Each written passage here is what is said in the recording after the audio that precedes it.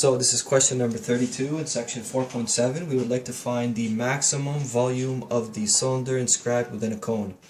Again, what is important is the volume of the object within and its equation. So it could be the volume, could be the surface area. In this case, it's the volume, and we would like to maximize it. So same concept as in the last video. We have to somehow relate the outside by the inside.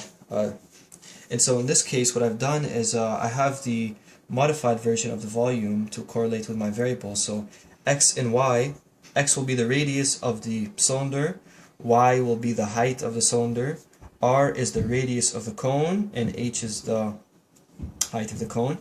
And so I have my volume is equal to pi x squared times h. I can see a way to relate the height. So what I can say is the pi x squared is equal to pi x squared times h minus y, where I have redefined y in terms of h. And so the reason for that is actually because h is changing, or sorry, y is changing. H is not. H is a constant. That's not changing. And so what I can do here again is I can say, and so I'm not finished here. I still need a way to relate the outside by the inside. I have proportionate triangles here. I can say, similar triangles here, but what I can say is r divided by h is proportionate to x divided by y. I then cross multiplied, so rh is equal to xh, and then solve for y. Y is then equal to xh divided by r. I've taken y and substituted back into this equation right here, and so this will be our, what we call our volume equation. Awesome. So I'm not going to take the derivative right away. What I can see is a way to simplify. I can multiply x squared. Oh yeah, so always simplify before you take the derivative. You don't want to do unnecessary work. I can multiply the x squared out by, I can FOIL out the x squared. I'll have x squared h minus x cubed h divided by r.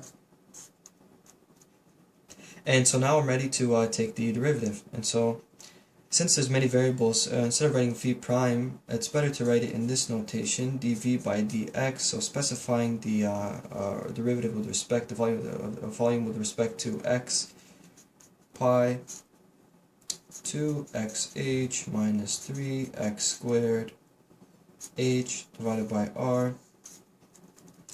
Take a common denominator, so dv by dx is equal to pi times, take common denominator r, 2xhr minus 3x squared h, all divided by r. And so now let it equal to 0. Actually, before we do that, let's take the second derivative, since we would like to find out if it's a maximum or minimum, and we would like to confirm. And so let's say that d2v by dx, or v double prime if you're writing in this notation, and so the second derivative will be equal to 2hr minus 6xh all divided by r. And so we can see here quite clearly that the first derivative has to be a positive so that the second derivative can be a negative. For the second derivative to be a negative, it's going to tell us that we will find a maximum volume since it's concave down at that point. If you have a function, right, and you have a concave down, a critical point where it's concave down, you're going to have a maximum. If it's concave up, you'll have a minimum. Concave, a negative second derivative will tell us to concave down. And so to have a negative second derivative, we need a positive first derivative. And so we know that our first derivative has to be positive. Sweet. So let's continue. We'll go back to the first derivative and let it equal 0. We don't need the constant, and we also don't need the r, since they will both be terminated, if you will, by the 0. We'll divide both sides by by pi, and we'll also divide both sides by multiply both sides by r.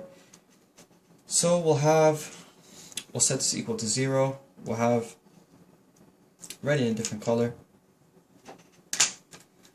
we'll have 2xhr minus 3x squared h is equal to 0. We can factor out here a 2x and h So 2xh will have an r minus 3 divided by 2x. Yeah, that's it, is equal to 0. So we have two critical points we can see from the first derivative, 2 points where where the original function is a maximum or minimum. This is equal to 0. X is equal to 0 is not a very viable answer. Our volume will be 0 at that point. So this is negligible. We don't need this anymore. So this will be our answer. R is equal to 3 divided by 2x. Solve for x. 2r divided by 3 is equal to x. And so this is of course a maximum because it will be a negative in the second derivative, indicating a concave down. And so now what can we do? Go ahead, take this point and plug it back into your volume equation. Actually, I'm going to plug it back not in here but into here. I can't plug it back into either one, both are permissible, but I'll plug it into here since this is the more simplified version. It'll be more easier, I'll have less work, I think, than this one. So let's say that we'll say that volume is equal to pi times 2r over 3 all squared times h minus x cubed, so 2r over 3 all cubed times h divided by r. And so we can just simplify now. Volume is equal to pi times 4r squared divided by 9. Is it 9? Is it 3? That's a 3. Okay, sweet. 9h minus 8r cubed divided by 27h. But we see that one of the r's will cancel out one of the r's on the numerator, so we'll have r squared actually on the top instead of r cubed. But I will include it in here. So our next line will be, I'll write the final steps in red. Volume is equal to, before we actually even expand the pi, we'll have 4r squared h divided by 9 minus 8r squared h divided by 27. Well, we can take a common denominator of 27, multiply this by 3, and expand the pi. Volume is equal to pi.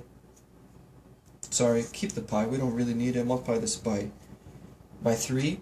If we multiply this by 3, it will be 12, and then we'll have a common denominator. We can actually subtract them then. 12 minus 8 will be 4. We'll have 4r squared h